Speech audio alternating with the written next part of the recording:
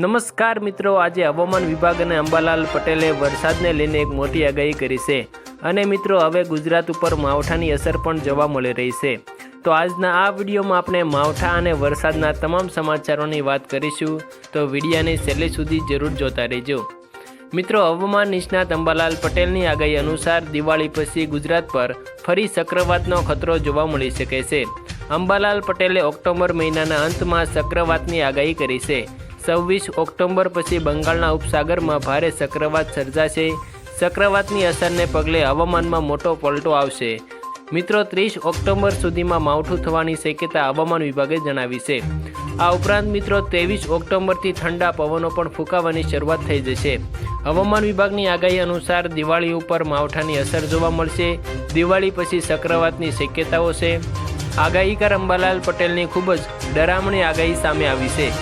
અંબાલાલ પટેલના અનુમાન મુજબ 26 ઓક્ટોબર પછી બંગાળની ખાડીમાં ભારે વાવાઝોડું સર્જાશે। આ વાવાઝોડાની અસરને પગલે હવામાનમાં મોટો પલટો આવશે અને 30 ઓક્ટોબર સુધીમાં ભારે માવઠું થવાની શક્યતાઓ છે। હવામાન વિભાગની આગાહી અનુસાર આજે રાજ્યમાં બેવડી ઋતુનો અનુભવ થાય તેવી શક્યતાઓ। ગુજરાતમાં 17 ઓક્ટોબરથી 20 ઓક્ટોબર દરમિયાન અમરેલી, ભાવનગર, ગીર સોમનાથ, ડાંગ, તાપી, નવસારી, વલસાડમાં હળવાથી મધ્યમ વરસાદ પડી શકે છે। દિવાળીના તહેવાર વખતે પણ વરસાદની શક્યતાઓથી લોકોની ચિંતામાં વધારો થયો છે। મિત્રો, ત્યાર પછીના અગત્યના સમાચારની વાત કરીએ તો ગુજરાત સહિત દેશના અનેક રાજ્યોમાં જ્યાં શિયાળાનું આગમન થઈ ગયું છે, ત્યાં દક્ષિણ ભારતમાં ભારે વરસાદ પડી રહ્યો છે। મિત્રો, આજે હવામાન વિભાગે આગાહી કરી છે તે પ્રમાણે મધ્ય ભારતમાં એટલે કે મહારાષ્ટ્ર અને ગુજરાતના કિનારાના વિસ્તારોમાં માવઠું થવાની શક્યતા છે।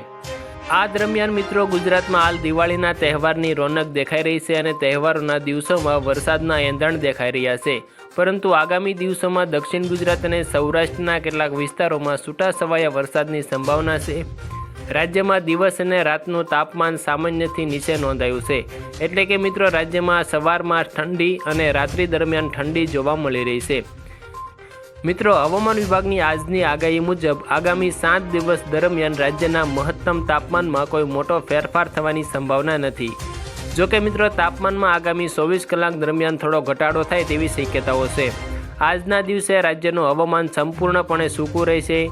જોકે મિત્રો આવતીકાલે ડાંગ, તાપી, નવસારી, વલસાડ અને કેન્દ્રશાસિત પ્રદેશો દાદરા, દીવ, દાદરા નગર હવેલીમાં વરસાદની આગાહી કરવામાં આવી છે। આભાર મિત્રો, આજે આપણે વરસાદના તમામ મોટા સમાચારો અને આજે હવામાન વિભાગ અને અંબાલાલ પટેલ દ્વારા કરવામાં આવેલી આગાહી અંગેની વાત કરી છે। જો આ વિડીયો તમને પસંદ આવે તો વિડીયોને એક લાઇક જરૂર કરી દેજો। ચેનલ પર તમે નવા છો તો ચેનલને સબસ્ક્રાઈબ પણ જરૂર કરી દેજો।